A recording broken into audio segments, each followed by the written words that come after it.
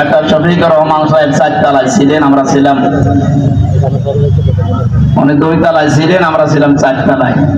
Doctor সাথে 4 দিন ছিলাম। যে ব্যবহার আমি পেয়েছিলাম, ওনার যে আচরণ, ওনার যে আমল, ওনার যে অবস্থান, ওনার ইমানের আমলে, আমরা হাজারো আলেম ছিলাম, ওই পর্যায়ে আমরা এই জেনারেল মানুষের কাছে হেরে গেছি।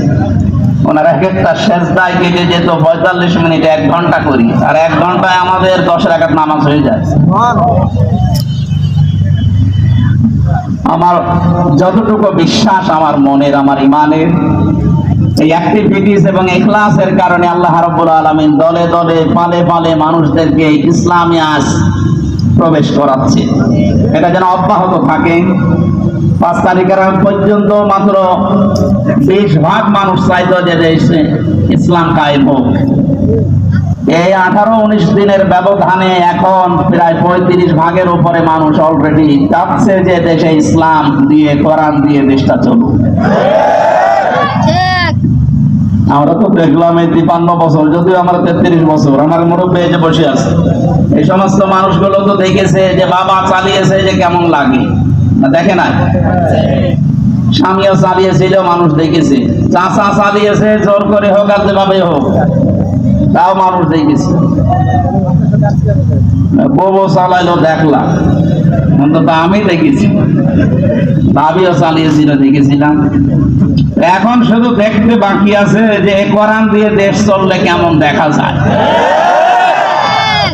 এটা দিয়ে চালান, কারাগার লাগবে না। কারাগার লাগবে কোন কারণে? এটা দিয়ে চললে অপরাধ হলে যে সঙ্গে সঙ্গে বিচার হয়ে যাবে, অপরাধ শেষ। এখানে বছরের পরে বছর মানুষকে কারণে অকারণে আপনি আটকিয়ে বেকার কষ্ট দেবেন কোন কারণে? আমি যে সিঙ্গাড়ার উদাহরণ দিলাম, 100 জনের মাত্র 20 জন চায়, 80 জন মানুষ থাকার পরেও তাদের তা পাস হয়নি। এই কারণেই বাংলাদেশের মুসলমানগুলো আজ আমরা যদি এক হতে পারতাম, 3 বছরে যে নির্যাতন, জুলুম, অত্যাচার শিকার আমরা হলাম, বিশেষ করে আলেমেরা 76 জন আলেম আমরা এক জায়গায় ছিলাম, হেফাজত ইসলাম বাংলাদেশ সহ, চরমনায়ের কিছু মরিদ ভাই সহ। আমরা একজন হিন্দু ছিলেন জেলা, এরকম আমার সামনে একটা মুসলমানকে, দাড়িওয়ালা মানুষকে একটু মনে হয় কমান্ড মানে নাই, এই জন্য লোক দিয়ে যেভাবে পিটিয়েছে, ওই সময় মনে মনে হচ্ছিল যে এদেশে 96% মুসলমান আর মাত্র 4% ওরা। আর কিভাবে পেটটা কোনো বেশি বড় জিনিস না, মানে ছিল না। একদিন একটু হইচই হচ্ছিল, ওই বাইরে যেতে নিষেধ করেছে, উনি প্রত্যেকটা এরিয়া তো ভাগ করা আছে, একটু বের হয়েছিল রাস্তায়, যেভাবে মারধর করলো, নিচতলায় নিয়ে আটক করে, আবার এই যে ডান্ডা বেড়ি দিয়ে, মানে সহ্যের বাইরে এই অবস্থা তৈরি হয়েছিল শুধু আমাদের এই মতানক্যের কারণে। আল্লাহ রাব্বুল আলামিন ওই দৃশ্য যেন আর কোনোদিন আমাদের দেশে সামনে নিয়ে না আসে। আমরা যেন দেখতে পাই যে আল্লাহর এই কালাম দিয়ে আমাদের এই 56,000 বর্গ মাইল চলছে। আশপাশে যারা শত্রুতা করার, ষড়যন্ত্র করার দুঃসাহস দেখাচ্ছিল, ডক্টর মোহাম্মদ ইউনূসের এক ধমকে অনেকেই থেমে গেছে, কিন্তু তারা গোপনে চালাচ্ছে। তাদের তো পেছনে ভয় আছে 7 সিস্টার, যদি একবার ভেঙে যায়। ওরা যেমন বাংলাদেশ পাকিস্তান থেকে ভাগ করেছিল, এখন পাকিস্তান আর বাংলাদেশ মিলে ভারতকে টুকরা টুকরা করে ছাড়বে। শুরু হয়ে গেছে। আমাদের যেমন ছাত্ররা বিজয় এনে দিয়েছে, পাকিস্তানও মনে হয় কয়েকদিন পরে চলে আসবে ইনশাআল্লাহ। এরপরেই দেখবেন ভারতেও শুরু হয়ে গেছে। কোরআনের কথা শুনতে এসেছি, আমরা তাফসীর আকারে কথা বলবো, ওখানে লেখা আছে তাই যে আল্লাহ আমাদেরকে কঠিন মুহূর্ত চলছে, যেহেতু বাংলাদেশে কত মানুষ পানির নিচে, কত মানুষ বিনা কারণে অকারণে এই জেলখানায় পচতেছে। আল্লাহ রাব্বুল আলামিন এই সময় আমাদেরকে কোরআনের কথা শোনার জন্য নিয়ে আসলেন। আমরা খুশি এবং আনন্দ চিত্তে বলছি আলহামদুলিল্লাহ। আল্লাহ পাক বলেন, তাহা মা আনজালনা আলাইকাল কুরআনা লিতাশকা। হে নবী, এ কোরআন আমি আপনাকে এই জন্য দেইনি যে আপনি মার খাবেন, এ কোরআন এই জন্য দেয়নি যে অন্য দেশের মানুষ আপনাকে পানি দিয়ে ডুবিয়ে মেরে ফেলবে না। লিতাস্কর ব্যাখ্যায় আধুনিক ভাবে যদি বলা যায়, দুঃখ কষ্ট সহ্য করার জন্য, হুমকি ধমকি খাওয়ার জন্য কোরআন আমি দেইনি। কোরআন দিয়েছি আপনি সবার উপরে থাকবেন। নবীজিকে যতগুলো নাম দিয়ে আল্লাহ ডাক দিয়েছিলেন তার ভেতরে 2 নম্বরের নাম হচ্ছে তহা। ওনাকে আল্লাহ ডাক দিয়েছেন প্রথমে ইয়াসিন বলে। কি বলে বলেন তো? ইয়াসিন। বলেন বলেন ইয়াসিন। তাফসীরে কাবীরে আল্লাহ পাক মুফাসসির যারা ইয়াসিন শব্দের তাফসীর করতে গিয়ে তারা দিয়েছেন ইয়া মানে হে, সিন মানে সাইয়েদ। সাইয়েদের ব্যাখ্যা করতে গিয়ে আল্লামা ফখরুদ্দীন রাজি রহমাতুল্লাহ আলাইহি উনি 5টা বিষয় সামনে নিয়ে এসেছেন। মুফাসসির বলেন সিন মানে আল্লাহ বুঝিয়েছেন সাইয়্যিদুল আলামিন, সিন মানে সাইয়্যিদুল বাশার, সিন মানে সাইয়্যিদুল কাউনাইন, সিন মানে সাইয়্যিদুল আম্বিয়া, সিন মানে সাইয়্যিদুল মুরসালিন। প্রতিটি শব্দের ব্যাখ্যা করতে গিয়ে আমরা দেখেছি মুফাসসিরের কথা বলছে, উনি জানিয়েছেন সাইয়্যিদুল আলামিন। বলেন আমিন। কিয়ামতে যেহেতু সর্বপ্রথম আল্লাহ বিচার ব্যবস্থায় আপনাকে আমাকে একা ডাকবে, স্রেফ কেউ থাকবে না। সূরা মরিয়মের এই 95 নাম্বার আয়াত অনুযায়ী যদি এখনো কেউ ধোঁকায় পড়ে থাকে যে না আমার বাবা আছে বাঁচাবে, আয়াত অনুযায়ী তো পুরা মিথ্যা আশ্বাস। কথা বলে না কেন? কেউ থাকবে না পাশে, আপনি স্রেফ একা থাকবেন।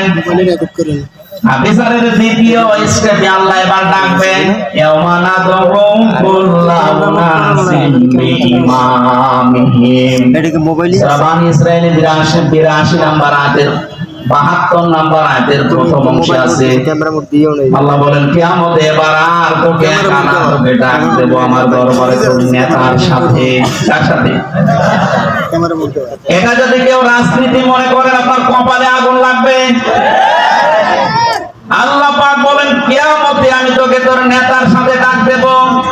ও গাজীপুরবাসী, নিজের মনকে প্রশ্ন করেন তো, আপনি যে নেতার আদর্শ মেনে চলেন, ওকে যেহেতু আল্লাহ আগে ডাকবে, এরপরে পেছনে আপনাকে, আপনার কি মনে হয় এখন আপনি যার পেছনে এখনো পর্যন্ত আছে ওই লোকটা যদি সামনে থাকে আল্লাহ কি মাফ করবে বলে মনে হয়? আপনি এখনই যদি বলেন না, আপনি তো ধরা খাবেন। অবশ্য ঠিক, ধরা খাবে তাও ঠিক। ধরা যেন খাওয়া না লাগে এই কারণে তো রাইফি সাহেব আয়োজন দিয়েছে। কোরআন দিয়ে শোনানোর জন্যই লিখেছে তাফসীরুল কোরআন মাহফিল। আমি তো কোরআন দিয়েই বলছি, একটা কথাও বাইরের বলেছি। সুতরাং আহ্বান জানাচ্ছি আমি বড় দরদ নিয়ে, মায়া নিয়ে। আমি দেখতে পাচ্ছি কোরআন আর হাদিসের চোখ লাগিয়ে যে আপনি ধরা খাবেন। এখনো পর্যন্ত অনেক জালেম, জালেমের দোষর এখনো স্ট্যাটাস দিয়ে যাচ্ছে। আমার মনে হয় যার মনের ভেতরে বিন্দু পরিমাণ একটু বিবেক, একটু অনুশোচনা কাজ করে, আর সামনে যদি শুধু আয়না ঘরটা বেশি আসে, কোনদিনও জালেমের পক্ষে স্ট্যাটাস দেওয়ার কথা না।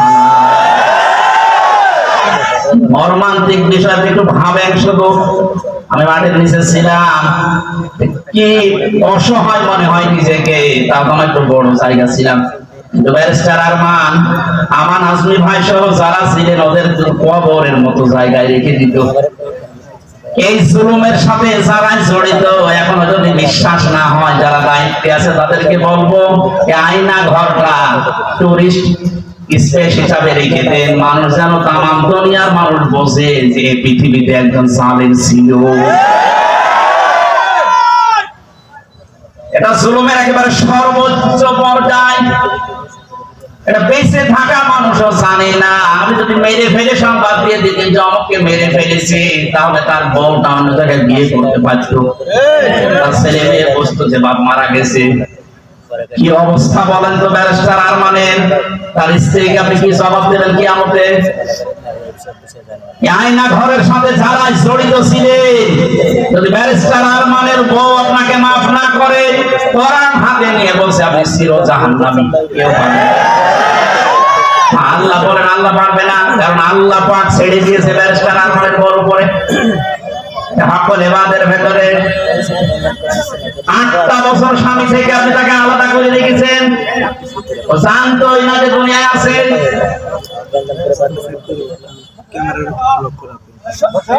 আমি কয়দিন থেকে আমার অবস্থা হালচাল শেষ হয়ে গেছে, আর সে 8টা বছর।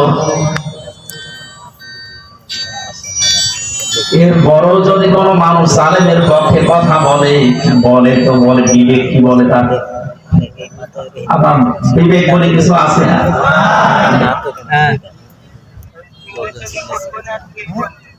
বাস্তব কথা বলছে, আপনি কিন্তু ধরা খাবে আমি দেখতে পাচ্ছি।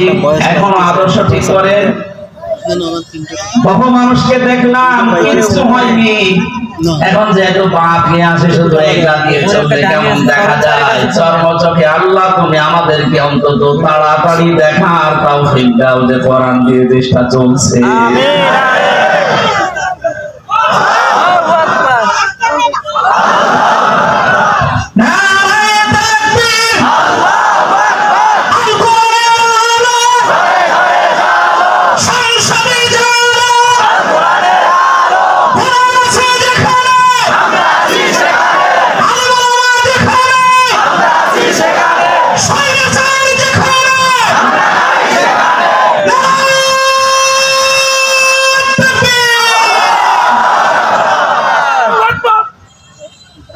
অন্য কোন দিকে না নিয়ে বিবেকের দিকে নিয়ে যান, আমি আপনাকে বাঁচাতে চাই। সত্যি আমরা কিন্তু ধরা খেয়ে যাবো যাদের আদর্শ ঠিক নেই।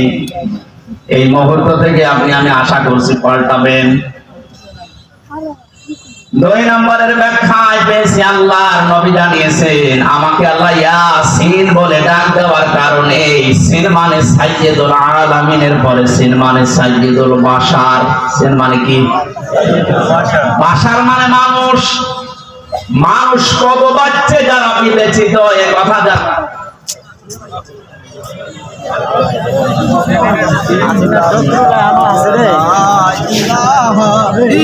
আল্লাহ